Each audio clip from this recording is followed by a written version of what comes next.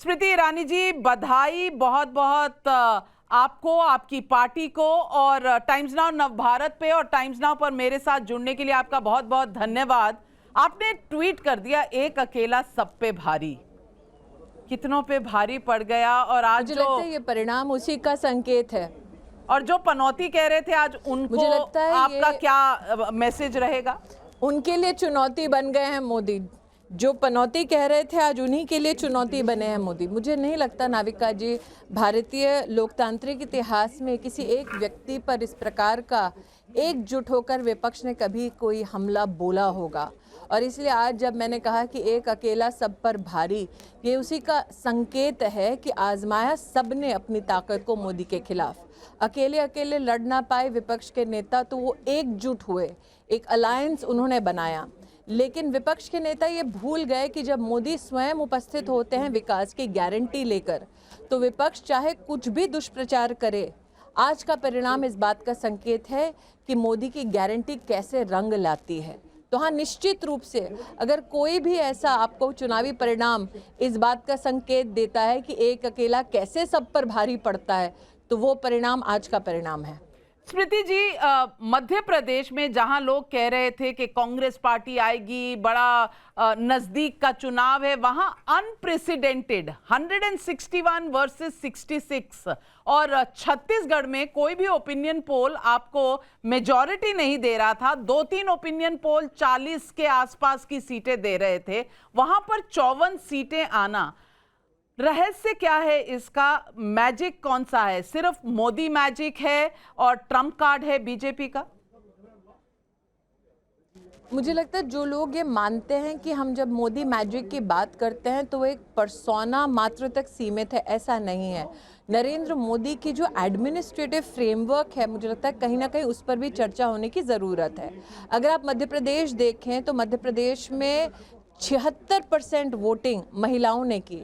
अगर आप हमारे ट्राइबल बेल्ट में देखें, चाहे वो मध्य प्रदेश या छत्तीसगढ़ हो, तो हमारे आदिवासी समुदाय में कई विषय ऐसे हैं जो नरेंद्र मोदी जी के एडमिनिस्ट्रेशन के इतिहास का, चाहे वो जब गुजरात के मुख्यमंत्री रहे हों तब, अथवा प्रधान सेवक के नाते, उन्होंने कई ऐसे मुद्दों पर विशेष काम किया है जो आदिवासी समुदाय के बहुत करीब है।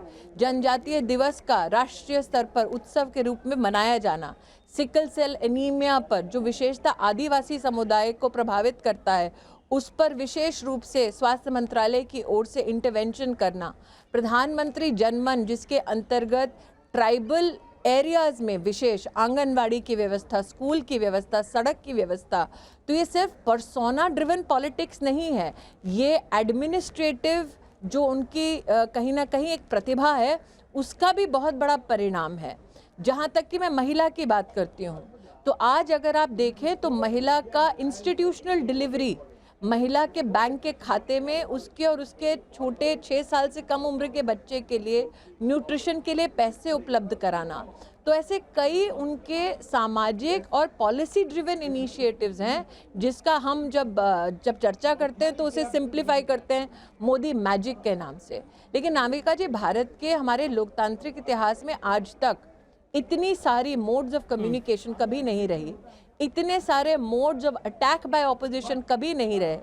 सिंगुलरली एक नेता का 20 साल से ज़्यादा देश की राजनीति में भागीदार होने के साथ साथ प्रदेश के चुनाव में गारंटी बनकर उभरना और जनता की मोहर उसको मिलना, it is unprecedented in Indian politics. ये स्वीकार सबको करना पड़ेगा। राहुल गांधी के लिए इस चुनाव के क्या मायने हैं? क्योंकि राहुल गांधी ने भारत जोड़ो यात्रा तेलंगाना में की थी, और 2 बड़े राज्य जिनमें की थी वो मध्य प्रदेश और राजस्थान थे। उसके अलावा उन्होंने ये जो कास्ट सेंसस का मुद्दा उठाया था, अडानी का मुद्दा उठाया था, उस पर आपको लगता है कि आज जनता ने जवाब दिया है? आप क्या कहेंगी? बेशक जनता ने जवाब दिया। मुझे लगता है गांधी खानदान ने जो विशेष नरेंद्र मोदी पर पर्सनल अटैक्स किए, वो जनता को रास नहीं आए, क्योंकि जनता जानते हैं कि हमारे प्रधान सेवक समर्पित हैं लोक कल्याण के लिए, हमारे प्रधान सेवक समर्पित हैं भारत के विकास के लिए। लेकिन नाविका जी, मैं 5 मुद्दों पर विशेष आपका ध्यान आकर्षित करना चाहूँगी। मोदी जी की जो पॉलिटिक्स है, that is about fiscal discipline and prudence, आज वो रंग लाई है। राहुल गांधी ने बार बार ओबीसी का या कास्ट सेंसस का उल्लेख किया। शायद वो इस खुशफहमी में थे कि जनता नहीं जानती कि नरेंद्र मोदी स्वयं एक ओबीसी परिवार से है, स्वयं गरीब परिवार से हैं, स्वयं ग्रामीण अंचल से हैं, और राहुल गांधी के आसपास के शायद पैराफिलिया ने उनको भ्रमित कर दिया होगा कि देखिए मोदी के बारे में ये सारी बातें, मोदी का संघर्ष जनता जनार्दन नहीं जानती। तीसरी बात जो मैं कहना चाहती हूँ, नरेंद्र मोदी जब कहते हैं कि मैं पर्सनली गारंटी कर रहा हूँ, इतनी बड़ी एक पॉलिटिकल मुझे लगता है स्टैंड आज तक कभी भी किसी भी प्रधानमंत्री ने हमारे देश के इतिहास में नहीं लिया। और जनता का उस स्टैंड के प्रति, उस लीडरशिप के प्रति विश्वास, ये जानते हुए कि Narendra Modi chief ministerial candidate नहीं है, देश के प्रधान सेवक है, लेकिन जनता का ये विश्वास। चौथी बात मुझे लगता है, नरेंद्र मोदी ने कहा कि हम सिर्फ आज के लिए ना जिए, अभी के लिए ना जिए, एक अमृत काल है हिंदुस्तान का, विकसित भारत के संकल्प के साथ हम लोग जिए। उन्होंने राइट्स, अधिकारों की बात की, लेकिन रिस्पॉन्सिबिलिटी का भी एहसास दिलाया हमारे नागरिकों के मध्य में। नरेंद्र मोदी के राइट्स और रिस्पॉन्सिबिलिटीज़ के बीच का जो बैलेंस है, आज वो रंग लाई है। और मुझे लगता है पांचवा, एक महिला होने के नाते मुझे विशेष इस बात का आनंद है that women have now emerge as a decisive political factor in Indian politics. अगर आप छत्तीसगढ़ में देखें, 77 लाख हमारे जो वोटर्स हैं वो महिलाएं रहीं। 1.5 करोड़ जो वोटर्स हमारे मध्य प्रदेश में रहे, उसमें भी 76% महिलाएं रहीं। और अगर आप महिला वोटर का कहीं ना कहीं रिसर्च करें पॉलिटिकली, तो ये स्थापित हो चुका है कि जब महिला देखती है कि एक विकासशील प्रगतिशील नेतृत्व उसको मिल रहा है, तो महिला ऐसे नेता का समर्थन करती है। तो जोशो खरोश से महिलाओं का समर्थन नरेंद्र मोदी को मिला। मैं विशेष रूप से भाजपा की महिला कार्यकर्ता होने के नाते इस बात का आनंद लेती हूँ। बिल्कुल, और ये हमारे सर्वे में भी निकल के आया था कि महिला वोटर्स जो हैं वो बीजेपी की तरफ हैं। लेकिन स्मृति जी, आपको हम हमेशा जायंट किलर ऑफ अमेठी कहते रहे हैं पिछले 5 सालों से। आज आप ही के अंदाज में पूछना चाहूंगी कि आज आप राहुल गांधी जी को क्या मैसेज देंगी? कोई मैसेज नहीं देना चाहती नाविका जी। जो खुद अपनी ईगो में डूब रहा हो, उसको ना तिनका दिखता है, ना उसको सूर्य का तेज दिखता है। आज उस डूबते हुए जहाज को कहना अगर चाहूँ तो मात्र इतना कहना चाहूँगी कि तुमने सूरज पर, जो पॉलिटिकल सूरज है हिंदुस्तान की राजनीति में, उस पर थूक कर देख लिया, कटाक्ष कर कर देख लिया। जवाब उस व्यक्ति ने नहीं, देश की जनता ने दिया है।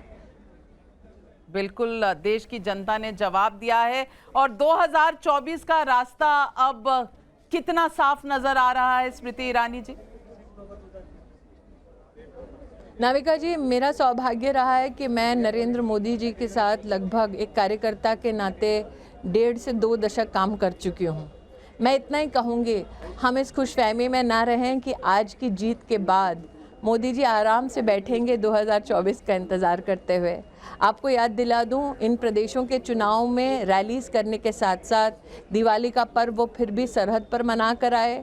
सेल्फ हेल्प ग्रुप की बहनों को उन्होंने ड्रोन की सौगात दी, इंफ्रास्ट्रक्चर के प्रोजेक्ट्स पर प्रगति का रिव्यू किया। ये मोदी मैजिक है, ये कभी भी अपने आप को फॉर ग्रांटेड नहीं लेते। ये मोदी का नेतृत्व है जो हर प्रांत में, हर बूथ तक, हर कार्यकर्ता तक पहुंचने में विश्वास रखते हैं। ये वो गाड़ी है विकास की जो चल पड़ी है और तब तक नहीं थमेगी जब तक विकसित भारत के स्टेशन पर आकर रुकती नहीं है।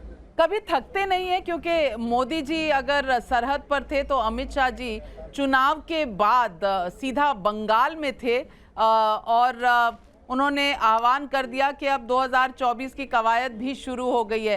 तो ये जो जोड़ी है नरेंद्र मोदी की, उनकी गारंटी की, और पीछे रणनीति की जो अमित शाह जी की है, इसके बारे में आप क्या कहेंगे?